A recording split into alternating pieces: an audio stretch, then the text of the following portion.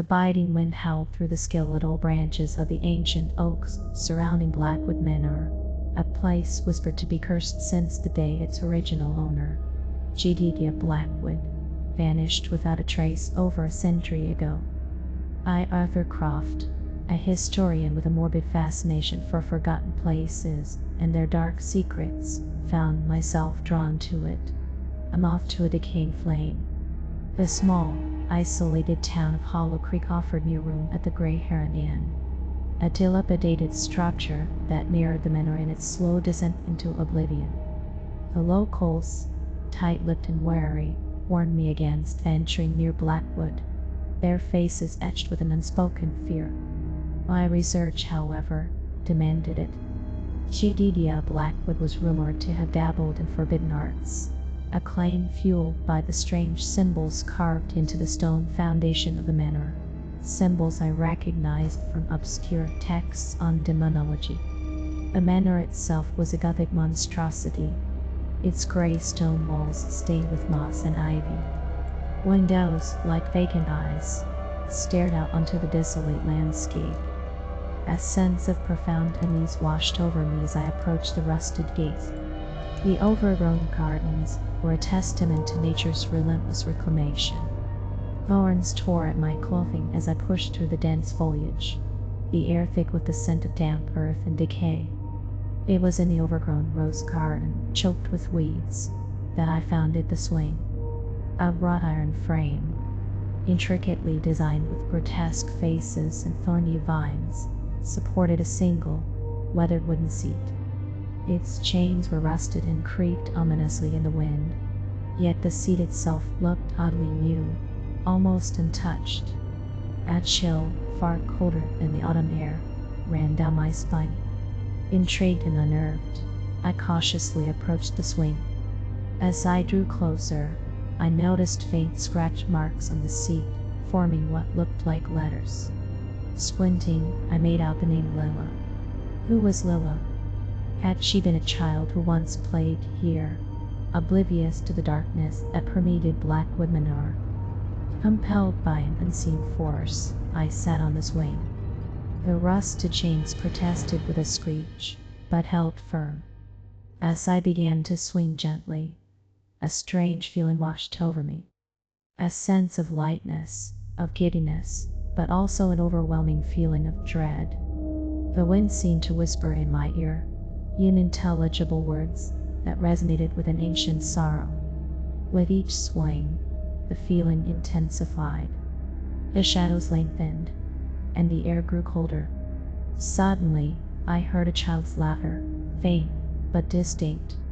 It seemed to come from everywhere and nowhere at once. My heart pounded in my chest. I stopped swinging, my breath catching in my throat.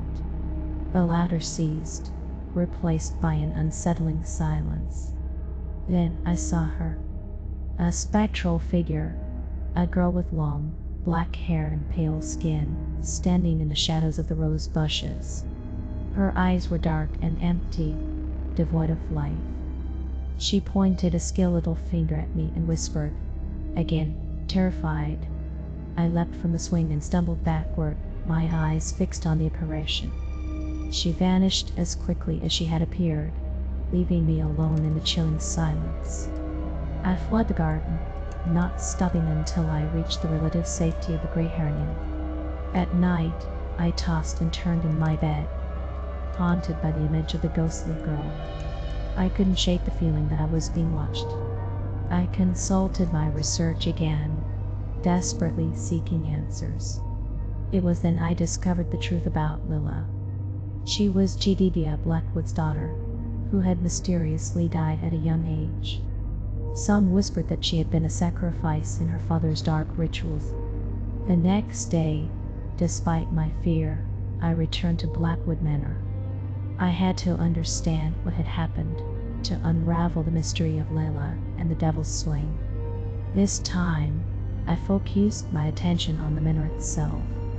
I searched for hidden passages, secret rooms, anything that could shed light on Jedediah Blackwood's activities.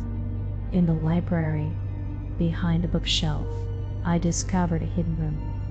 Inside, I found a collection of occult books, strange artifacts, and a blood-stained altar. On the altar lay a small, wooden doll, its face crudely carved with the same symbols that adorned the manor's foundation. It was Lila's doll. As I picked up the doll, the room grew cold. The air crackled with an unseen energy. A dark figure materialized before me, its eyes burning with malevolent intent. It was Jedediah Blackwood, or rather, what remained of him. He lunged at me, his spectral hands reaching for my throat. I dropped the doll and scrambled backward, desperate to escape. He screamed, a sound that echoed with centuries of torment. "She is mine. You cannot take her." I stumbled back through the hidden passage and into the library, slamming the bookshelf shut behind me. I ran from the manor, the spectral figure of Jedediah Blackwood hot on my heels. I didn't stop running until I reached the edge of Hollow Creek, the village lights a beacon of hope in the encroaching darkness. I never returned to Blackwood Manor. The image of Lila, the ghost of Jedediah Blackwood, and the cursed swing remained etched in my mind, a chilling reminder of the darkness that lurks beneath the surface of our world. The devil swing still creaks in the wind, waiting for its next victim, forever bound to the tormented souls of Blackwood Manor. I hear the laughter sometimes, carried on the wind, a ghostly echo of a child's joy twisted into a horrifying mockery.